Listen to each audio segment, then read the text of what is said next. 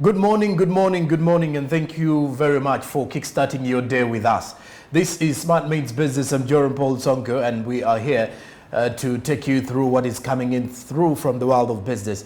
I will definitely call this a throwback Thursday, but not a throwback of business memories, but rather still looking at how business is actually faring across the country and across the African continent, or as well as on the international scene. For wherever you are and catching up this particular show, thank you very much for making it a deal to kickstart off your day with us. This is Smart 24 TV, where we definitely drive your business, and with the SMB dedicated to kickstart off your day, making sure that we give you relevant information and information that is going to add up to you. Well, and in today's show, if we're to look at what we do have for you, we will be looking at economic security, and one of the reasons as to why the security minister did underscore the issue to do with social development and human security.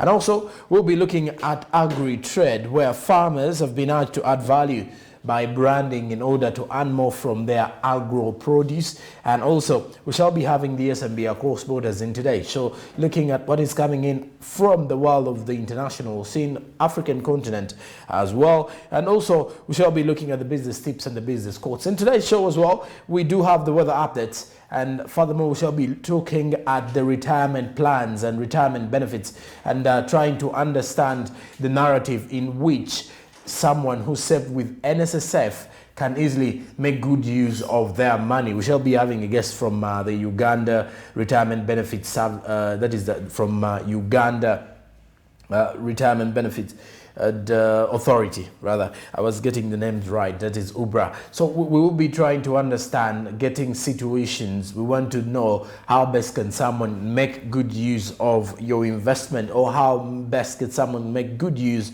when they are actually heading into retirement. Well, furthermore, if you're to look at what is actually happening in the country, the bigger story is the fact that it's quite political, with the fact that the August House, the 11th Parliament, is in verge of looking for a new speaker.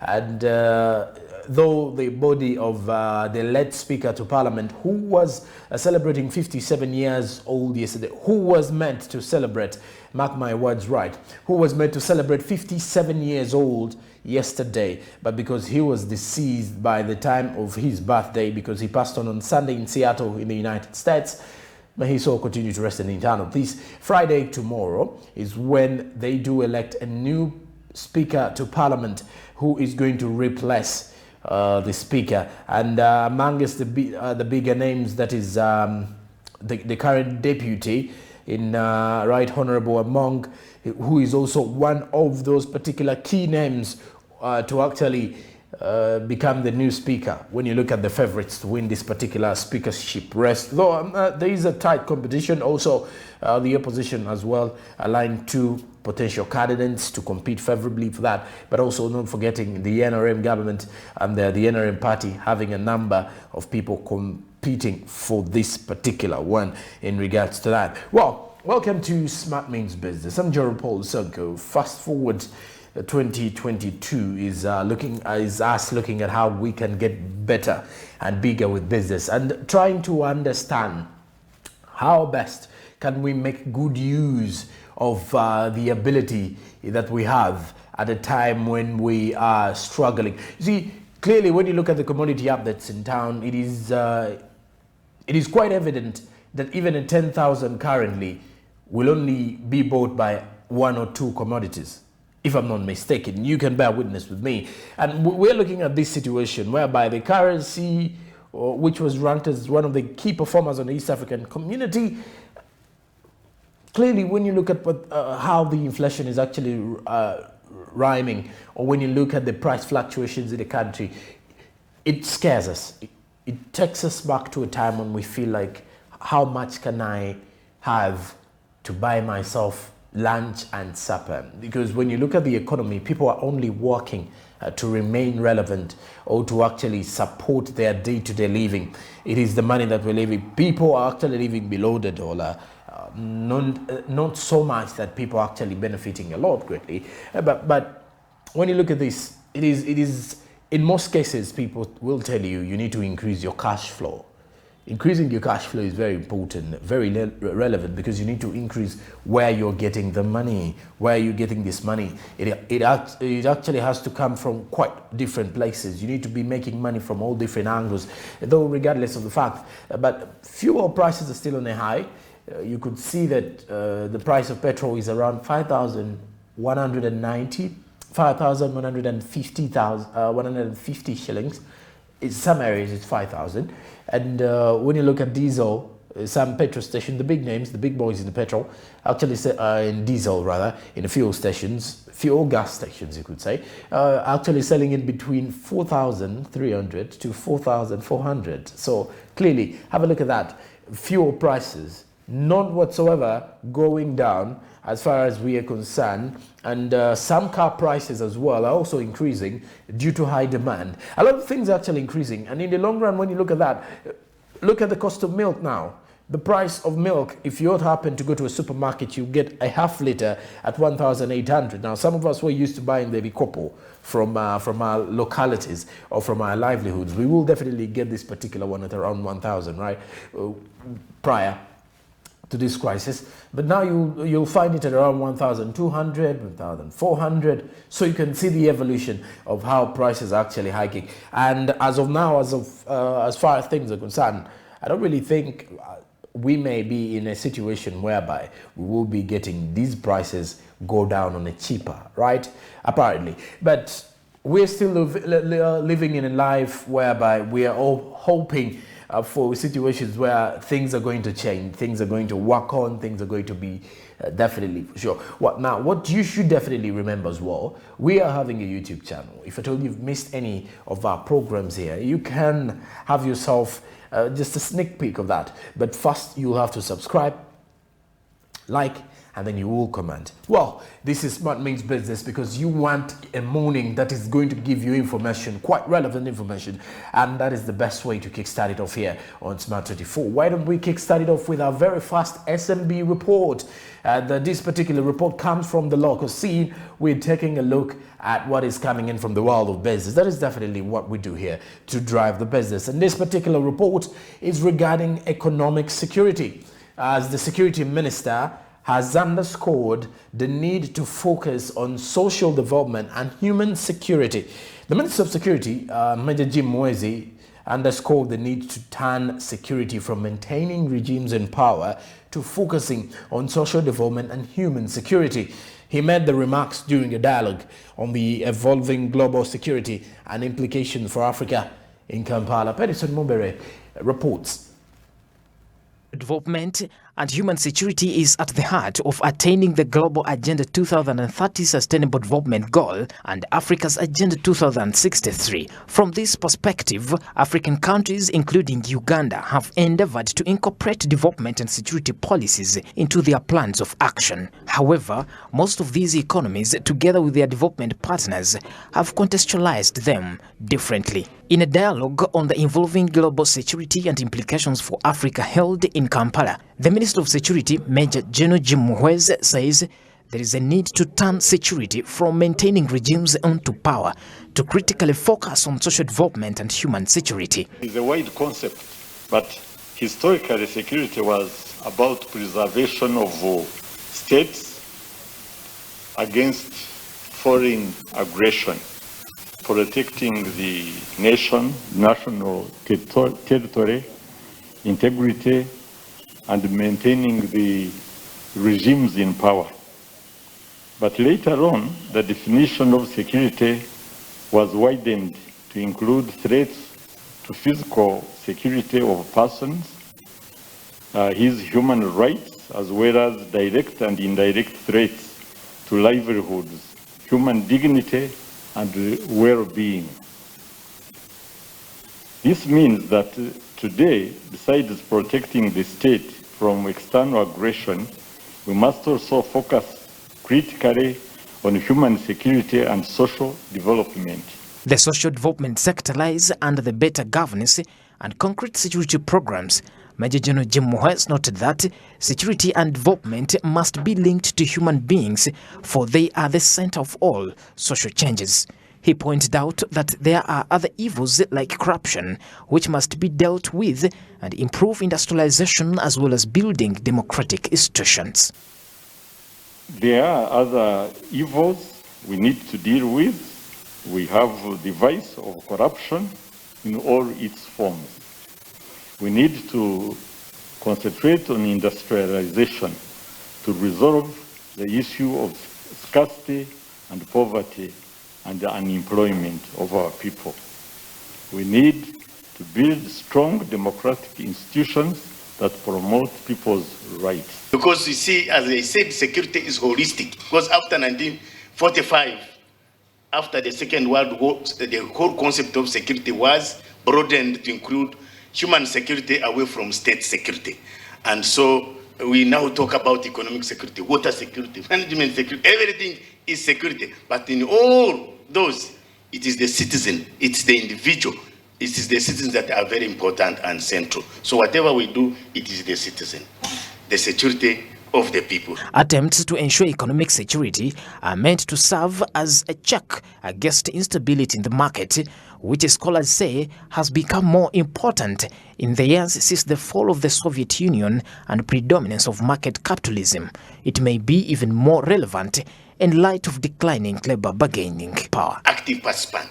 And I like the discussion that came here that this is an opportunity to take advantage when the giants are fighting to actually equip ourselves and occupy our space. When they come to sit on the chair that they had vacated, we'll say, no, we are already seated. Bedson Mumbere, Smart 24, Prime Edition.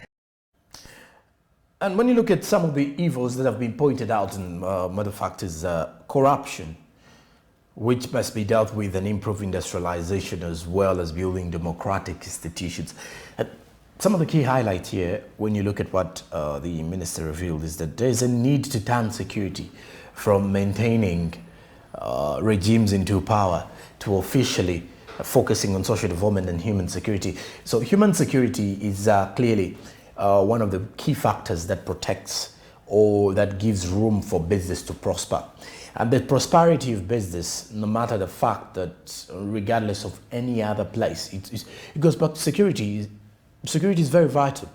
Reason being, you will choose to prevail and do your business activities when it comes to situations that is coming in from how safe are you in that environment. We take an example of what is coming up and what is happening from Ukraine and Russia. A lot of things are happening in there, but business, according to how things are, there's no way any business activity can prevail in Ukraine. Reason being, it's now a war zone area. At war zone areas, at any one point, you're going to expect a gunfire, or let's say you're expecting explosions in one way, you're expecting riots, or you're expecting a physical fight. So, drawing these things here clearly takes us back to what are we going to do? What are we going to do to solve such situations? How best can we solve such situations? Get this straight. Now, from this perspective, African countries, including Uganda, have for a long time endeavored to incorporate development and security policies into their plans of action. And Uganda hasn't fallen short of that. When you look at the plans that the country has, and in regards to even when it comes to the national budget allocations, the security is always priority. Why? Because it always gives room for business to prevail. It is a matter of fact, what is actually coming in from the Karamoja region, whereby UPDF had to actually be deployed. UPDF was deployed in Karamoja because of the continuous attacks and castle rustling cases in there. So clearly, it is to safeguard other natives from one, protecting what belongs to them. Someone protects your asset, or they will actually protect what you are entitled to receive. It may literally not mean you're actually having, let's say, cattle, but maybe your piece of land, or maybe you have a market. So those are some of the things that will actually foster economic development in any region whatsoever. So when we look at that, we're looking at how we can invest more in economic security. Now, economic security also goes back to how financially stable are you, and how financially secure have you laid yourself, or do you do some of the things and try to consider, hey, if I do this, going to financially put myself in this, and securing myself. The NRM government started with the campaign of securing your future this very term that will be ending in 2026. I don't know how far you've gone with that though, whether you've secured your future or you are still securing it, or the future is securing you seriously. But regardless of that, looking at economic security in the country, just like the ministers actually clarified that we should now invest in making sure that there is social development, not rather investing in seeing that we actually maintain regimes in power.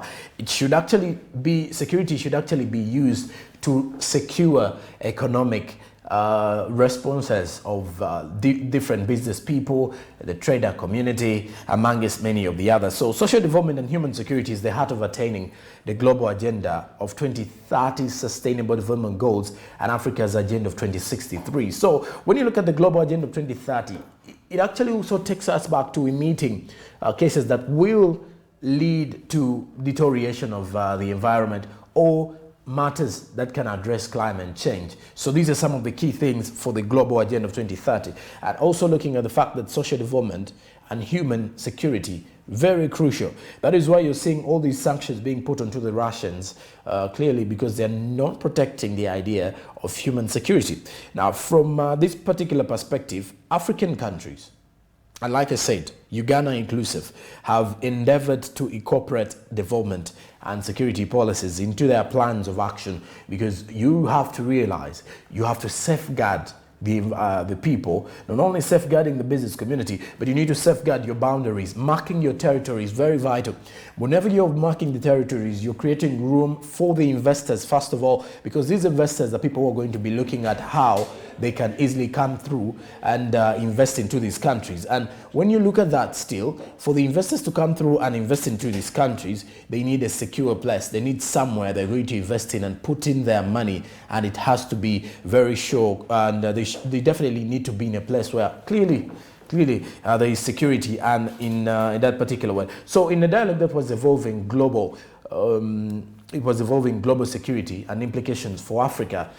Clearly this one was held in Kampala, so they had to also highlight matters of discussions where the minister did say there is a need to actually turn security from the maintaining regimes and maintaining the power of regimes, but this time around focusing critically on the issue of making sure that we protect the business community and help in social development and human security as a key factor in that regard. Now, the social development sector lies under better governance, and it also lies under concrete security programs, as when you look at some of the things that were highlighted in the dialogue, actually show that security and development must be linked to human beings, for they are the essential drivers of any business. So clearly, when you are protecting the environment and protecting the surrounding, and as well as protecting the people or the natives in the country or in that particular area,